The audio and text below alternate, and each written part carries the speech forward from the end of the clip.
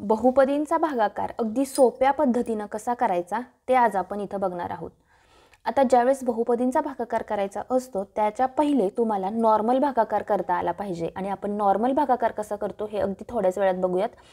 3 ला कितीने गुणल्यानंतर हा 6 येतो, तर 2 नी गुणल्यानंतर त्यामुळे काय करतो आपण 3 गुणिले 6, 2 केल्यानंतर 6 येतं, 6 मधून 6 गेल्यानंतर 0 येतं। त्याचप्रमाणे जर इथं x ला x वर्ग येण्यासाठी कितीने गुणावं लागेल, तर x ला x चा वर्ग येण्यासाठी म्हणजेच x गुणिले x केल्यानंतर किती येतो, x चा वर्ग येतो, म्हणजेच x ला पुन्हा x न गुणल्यानंतर काय येईल, x चा वर्ग येईल। म्हणजेच हा x चा वर्ग आहे तो या दिलेल्या x च्या वर्गामधून वजा केल्यानंतर हा 0 येतो।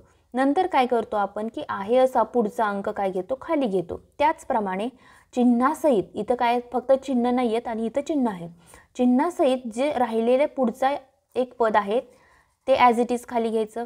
नंतर काय करायचं, या x ला कितीने गुणल्यानंतर हा अधिक 3x येईल, तर या x ला जर तुम्ही अधिक 3 न गुणलं म्हणजेच काय केलं, अधिक 3 गुणिले x केल्यानंतर काय येतं, अधिक 3x येतं, म्हणजेच इथं काय होईल 3x येईल आणि यांची काय करायची, वजाबाकी करायची, जसं तुम्ही नॉर्मल भागाकारामध्ये करता।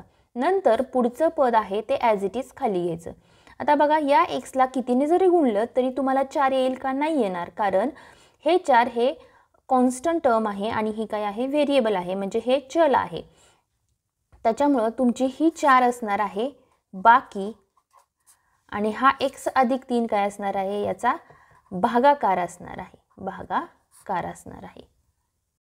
मागच्या एक्झाम्पलमध्ये आपण काय पाहिलं होतं की एका पदानं दुसऱ्या बहुपदीला भागलं होतं। आता इथं काय आहेत की 2 टर्म आहेत आणि याला कसं भागाकार करायचा हे बघूयात आपण। आता याच्यामध्ये 2 टर्म आहेत त्याच्यामुळे ह्या 2 टर्म कन्सिडर करा।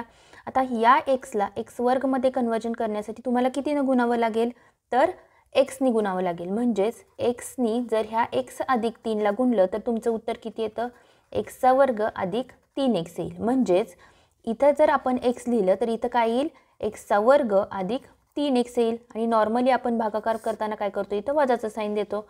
आता इथं ह्याला साइन नाहीये म्हणजे अधिकचं साइन आहे, ह्या अधिकला तुम्हाला वजामध्ये कन्वर्जन करावं लागेल, या अधिकला वजामध्ये कन्वर्जन करावं लागेल, ठीक आहे। x च्या वर्गामधून x चा वर्ग वजा केला तर 0 येतो आणि 6x इथं कसं तयार होईल, 6x वजा 3x राहील, मग 6x मधून जर 3x वजा केलं तर राहतात किती, 3x, म्हणजे इथं काय येईल, 3x येईल।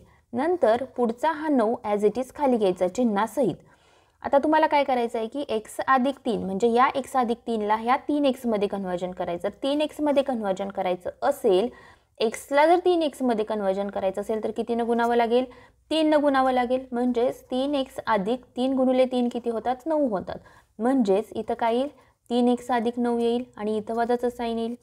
पुन्हा सेम इथं काहीच नाहीये म्हणजे अधिकचं साइन आहे, अधिक 3x ला काय होईल, वजानं गुणल्यानंतर वजा होईल आणि इथं पण वजा होईल, म्हणजे 3x मधून जर 3x गेलं तर 0 राहतं, 9 मधून 9 गेलं तर काय राहतं, 0 राहतं, आणि इथं काय लिहिलं होतं आपण, 3x ने गुणलं होतं। म्हणजेच याच्यामध्ये भागाकार किती येतो, x अधिक 3 येतो आणि इथं तुमची बाकी किती राहिली, तर 0 ही बाकी राहिलेली आहे। अगदी सोपं आहे, ज्याप्रमाणे आपण नॉर्मल अंकांचा भागाकार करतो त्याचप्रमाणे इथं बहुपदींचा भागाकार केलेला आहे।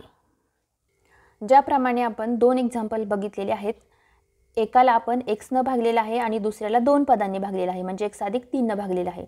तर हा तुमचा, जसे मी 2 प्रकारचे एक्झाम्पल सॉल्व केले त्या प्रकारे तुम्ही ही 2 एक्झाम्पल सॉल्व करा आणि कमेंट बॉक्समध्ये तुमचा भागाकार आणि बाकी हे कमेंट करा। व्हिडिओ आवडला असेल तर व्हिडिओला एक लाईक नक्की करा।